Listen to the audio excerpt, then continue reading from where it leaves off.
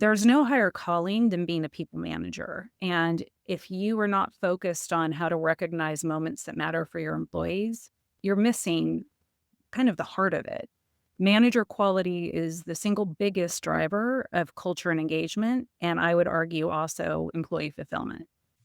Welcome to the Life Fulfilled podcast because life's too short not to experience fulfillment. I'm Bernie Borges, your host and the creator of the Fulfillment-Centric Leadership Framework.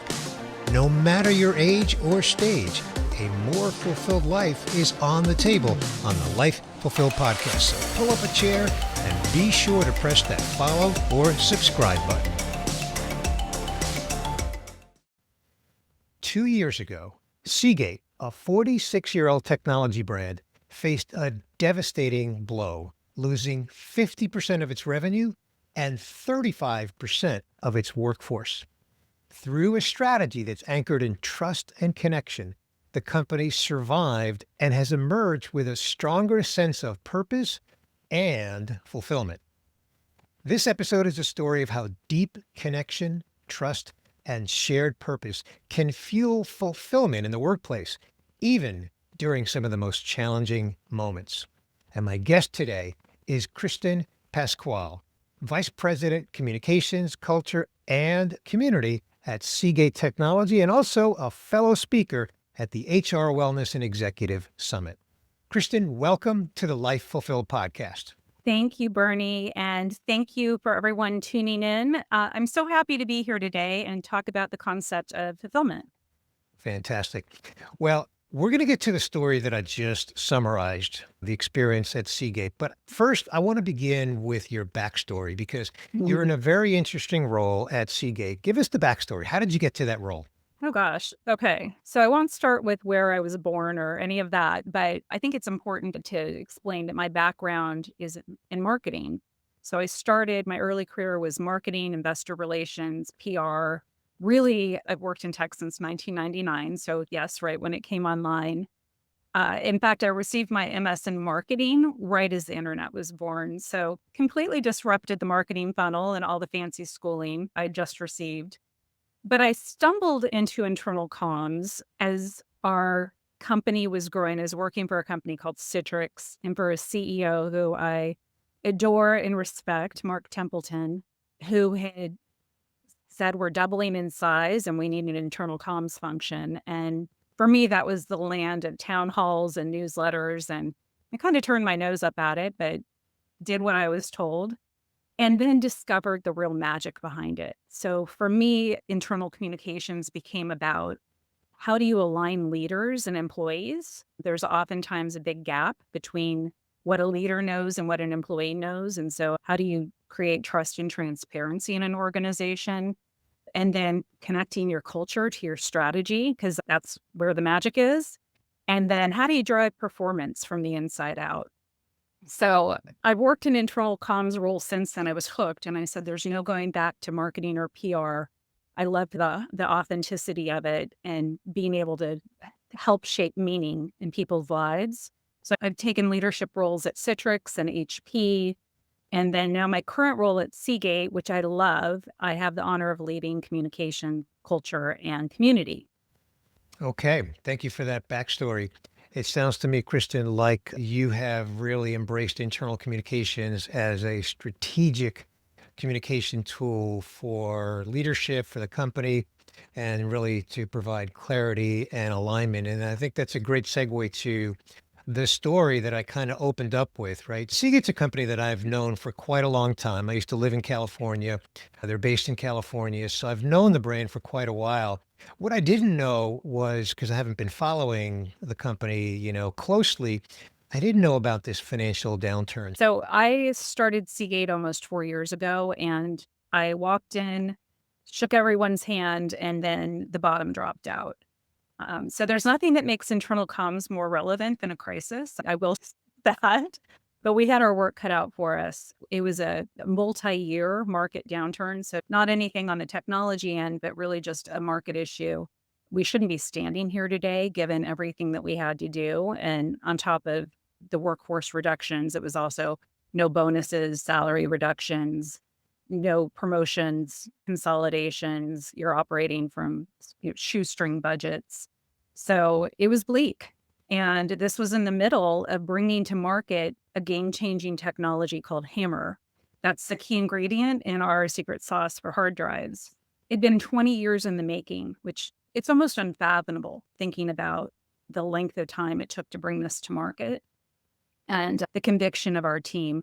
They started right when I'd entered the workforce. So high stress environment, high stakes, and no short-term payoff at all. So those are truly the hardest moments for any company, but that's when communication matters most. And we learned that it's not just communication, but then when you prioritize connection, employees can withstand incredible pressure.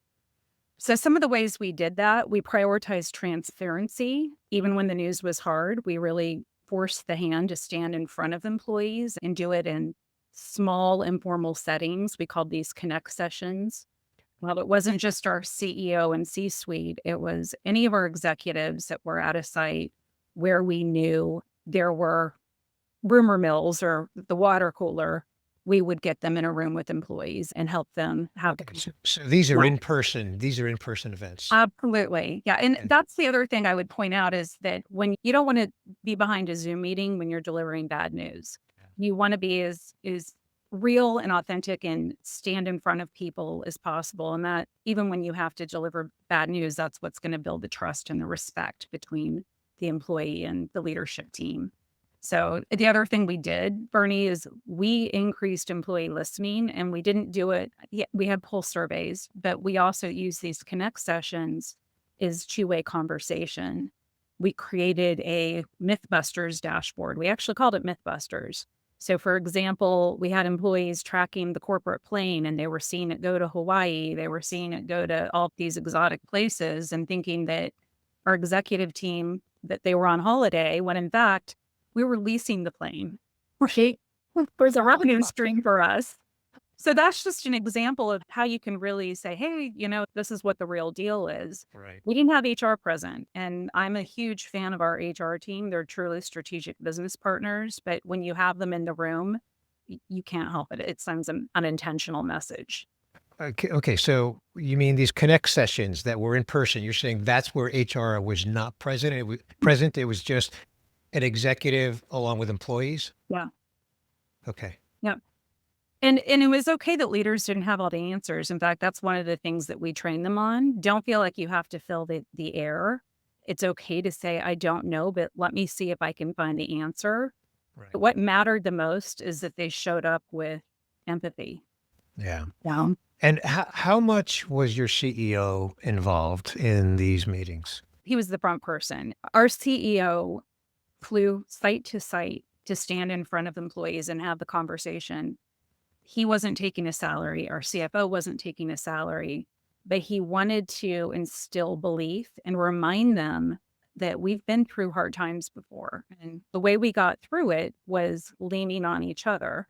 And that sounds really Pollyanna in some ways, but that's truly who we are as Seagate. We do really hard things at the nanoscale really well together. Yeah.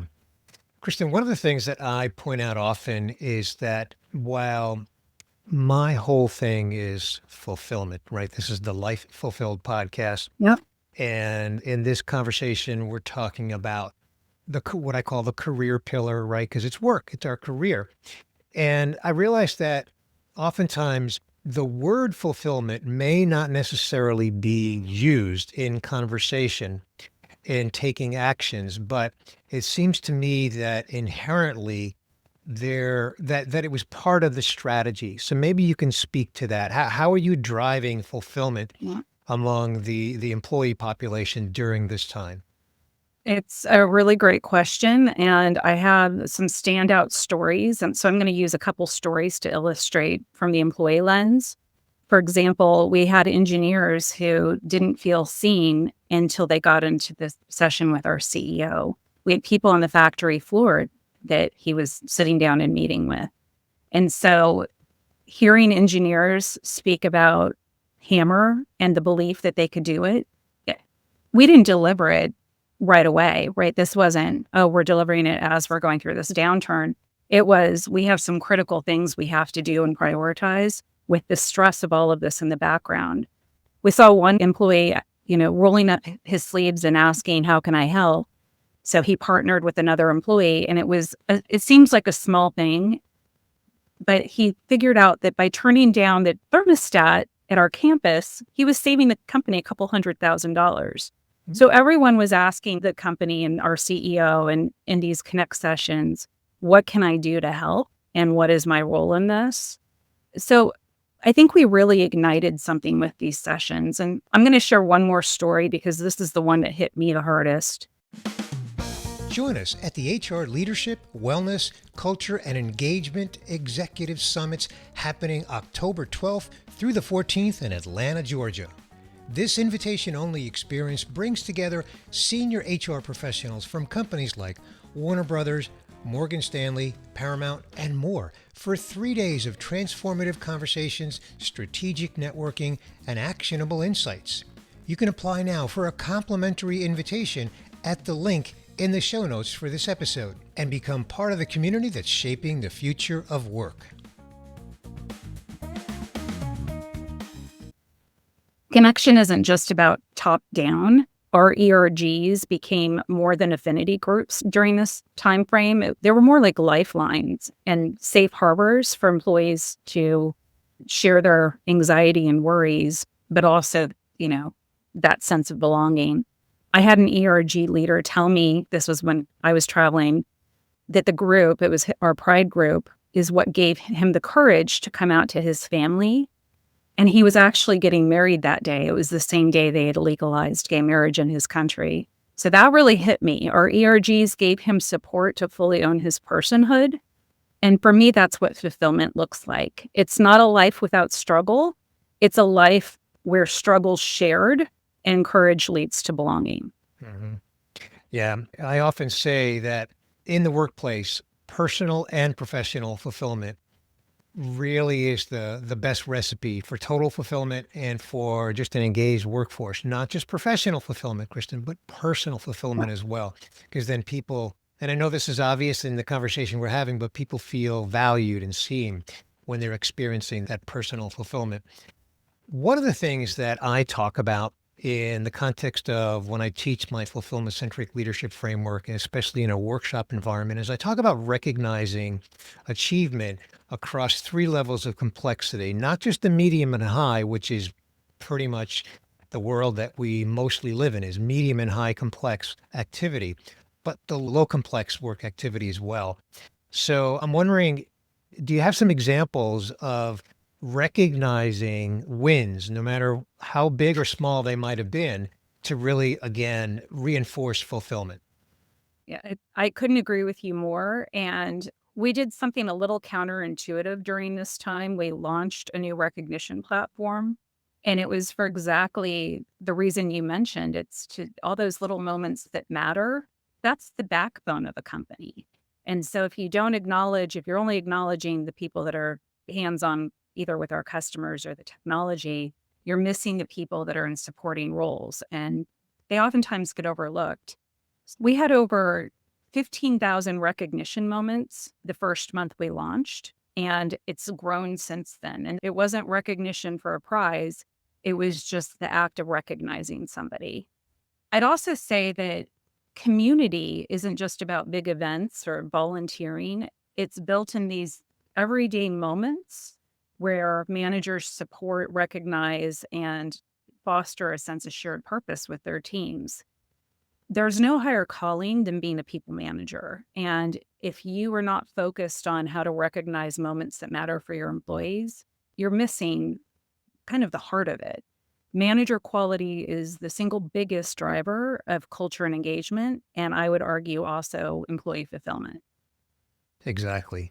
And a stat that we're all familiar with, it comes from Gallup, is that 73 in the US, 73% of managers, frontline managers, are disengaged. 73%. That's a big percentage. And that's part of what I feel called to do. And I think clearly, Kristen, from the little time that I've known you and the conversations we've had, I think you're in that same camp as well.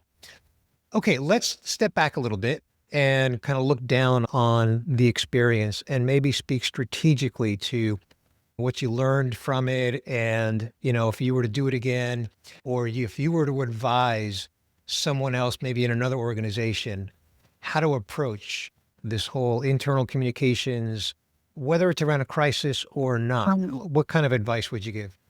Yeah. Well, first of all, I think in my experience, companies, whether they're going through M&A gone bad or a market downturn, or they're going through any sort of transformation, if you aren't understanding where your employees are and meeting them where they are, you're going to miss the mark. So you need to be able to really listen to understand, and then you create the communications, and you do that with clarity, you do it with compassion and consistency.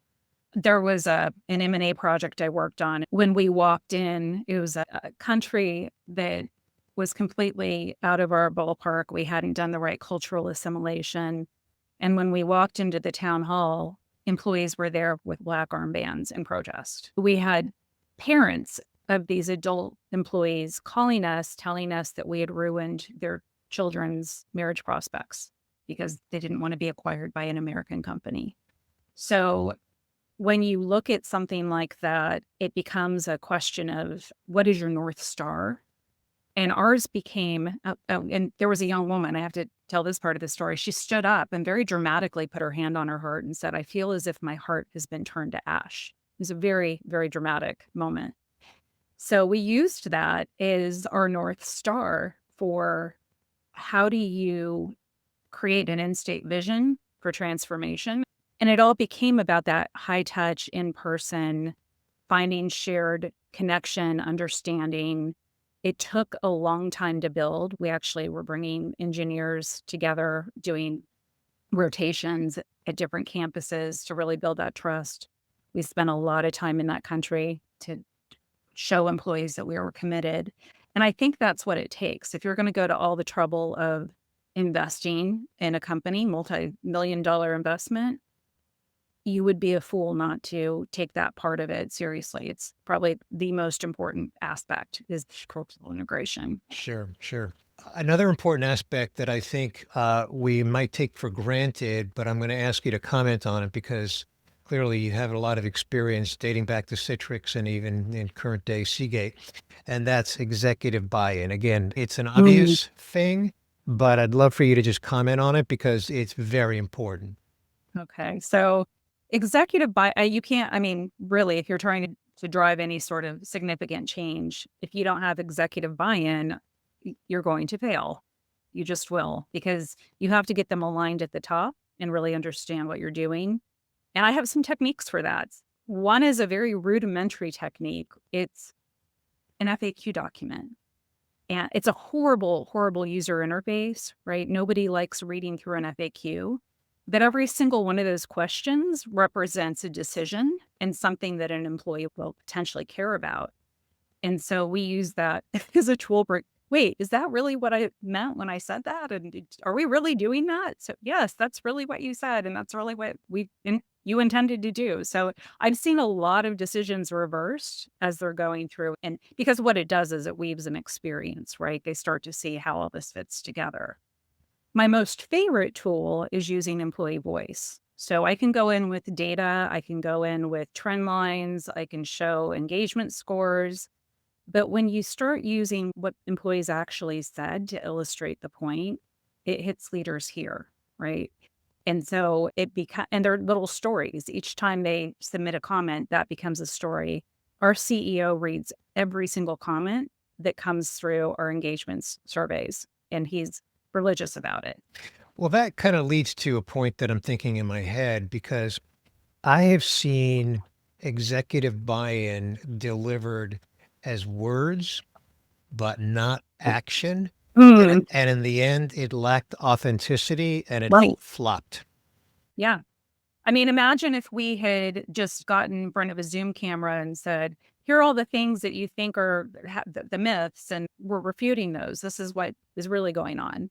It would have come across as defensive. It would have come across as uncaring. But being in the room with them and having there's an alchemy that happens when you can be in the room with somebody in a small scale setting and have those conversations. So, yeah. And you can't bring all employees together that way, but you can certainly train your leaders and dispatch them and help them understand why this is so important.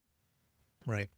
I want to come back to the connect sessions because, again, in the context of if you're giving someone advice on how to structure internal communications, and in your case, your example is through a crisis, how would you advise someone to actually set up and deploy connect sessions?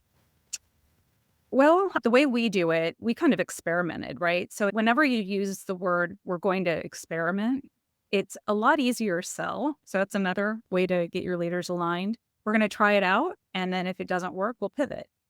But it's really when we send invitations out, there's a pre submitted question, right? So that people can go ahead and put their questions in ahead of time. But then it's also training them. We don't want them scripted. It's really honest dialogue. If it were me, I would be asking employees, what's one thing you wish leaders understood right now? That's going to open up all kinds of great dialogue. I think it's also about knowing who's in the room and doing your homework ahead of time. Find and acknowledge a contribution that might otherwise go unnoticed, especially if somebody's in a supporting role. Ask them about fulfillment. When have you felt the most connected or valued here? What did that feel like? So you ask a lot of questions and that's what gets the dialogue going. I think the other thing that's important is let them know what the ground rules are, right? These are the guiding principles of this conversation. And that was anything goes, but let's also remember our values and treat each other with respect. So you can disagree, but it's also that the tone of we're not in here to tear each other down. This is really about connecting. Well, the way we're structured is we're very site based. So if you have, and I know a lot of companies are going back to office, and that's not this conversation, but when you have a critical mass at a site, you really can train your local executives there. Our C suite, they travel, they're committed. That's part of. Right. Now, all the examples that you've shared, of course, the one we're discussing today is Seagate. But if you look at, your career experience, they're all big brands. Mhm. So how do you scale something like this, right? Because you're talking about in-person connection events. How do you scale that? They are committed to traveling to our sites. And so we have somebody that has an exec calendar, and then we see where our execs are traveling. And we also look at employee sentiment and understand where those hot spots might be. We partner very closely with our HR business partners. They're a great conduit for that. And then we plan a strategy. Our leaders are very well equipped and they know what to do. So we grew this over time too. That's the other thing I would say is don't try to do a mass connect program at once. Start somewhere where you know there's a hot spot that's high stakes and grow it from there. Prove it out. All right.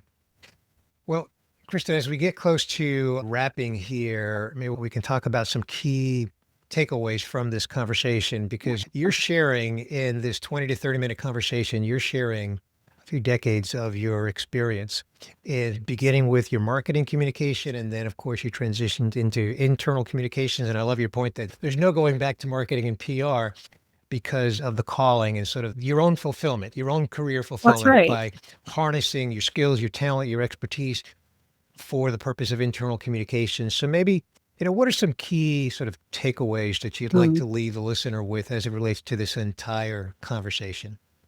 What I'd really like to bring it back to the concept of fulfillment because ultimately, and you raised such a good point. I have found fulfillment in what I do personally, and knowing that that's also what I can affect in other people's lives is owning this function. There's no higher calling for me other than being a mother. I'll add that one in. That's for you kids. All right. So if I've had to leave listeners with just one insight, it's this connection, trust, and transparency. They're not soft skills, they're leadership skills. And that's what's helping organizations build resilience. And when you can do that, that's also what's going to lead employees to finding fulfillment, even if you're going through really hard times. The other, I'm going to give you one more. Fulfillment for me is not a destination, it's the journey. And it's shaped by struggle, it's shaped by great moments, it's shaped by growth. ownership, and then knowing what you do and who you do it with matters. Well, I couldn't agree more. I could not agree more. One of the things that I say often is that fulfillment is the second most powerful emotion in our humanity, second only to love. And in most cases, when we experience the emotion of fulfillment, Kristen, it's immutable, meaning that that fulfillment experience, nothing can take that away. That's what immutable means, right? It's permanent. And that's why it's such a powerful emotion. And the examples that we've discussed here today and the stories that you've shared with what's been experienced at Seagate and even previous to that in your calling of internal communications is an example of not only fulfillment in your career, but driving it through the organization. And that's why I feel privileged to take this message out and not limit it to just personal fulfillment, but also bring it into the career pillar. And your storytelling today has been fantastic. Where can my listener connect with you and just learn more about what's going on in your world? Yeah, thank you. So find me on LinkedIn. I'm Kristin Pascual at Seagate on LinkedIn. So easy to find. And then check out our website. We have some cool hard drives that will help your data game. One thing I'd like to add, if it's okay with you, Bernie, it's been fulfilling to be part of this podcast, first of all. So thank you for having me. Uh, Seagate had its highest stock in history yesterday, which is a big, big deal. But what I care more about is that our employee engagement scores are also historically high. So that's really what matters. And I would argue that that has a lot to do with why our stock is performing as well as it is. Your last point is exactly what was on my mind. So you kind of stole that point from me, Kristen. I was going to say exactly that. That's no coincidence. When employee engagement is high, performance is terrific, and performance then translates to great results. That, in your case, because you're a public company, gets reflected in the stock price, and that is fantastic. So I thank you for joining me for this episode. I've thoroughly enjoyed this conversation and look forward to seeing you at the HR Wellness and Executive Summit. Me too. Thank you so much, Bernie. And thanks, everyone.